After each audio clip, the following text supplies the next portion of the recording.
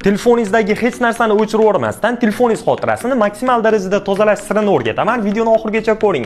Agarda videoim foydali bo'lsa, bittagina like bosib, kanalimizga obuna bo'lib qo'ysangiz, bundan keyingi foydali videolarimni ham ko'rib borasiz. Play Marketdan Xmet deb qidirib, mana shu ilovani yuklab olasiz va ilovaga kirib, ro'yxatdan o'tib, O'zbekistondagi har qanday viloyatdan turib, Toshkentdagi eng kuchli shifokorlarga ko'rinib, juda ham arzon narxda onlayn maslahat olishingiz mumkin. Play Marketdan yuqoridagi profil belgisini bosib, bu yerdan ilova va qurilmalar boshqaruviga kirib, yuqoridan boshqarishga o'tkazib, bu yerdagi filtrni yaqinda yangilangandan hajmiga o'tkazasiz va bu yerda xotirangizni eng ko'p band qilib turgan ilovalar kelib chiqadi. Masalan, meni Telegramim 10 GB, YouTube va TikTokimning har biri deyarli 2 GB dan band qilib turibdi ekan. Buni tozalash uchun masalan Instagram ustiga bir muddat bosib turasiz va bu yerda chiqqan mana shu belgini bosasiz. Agar sizda Redmi bo'lsa, bu mana shunday ilova haqida deb chiqadi.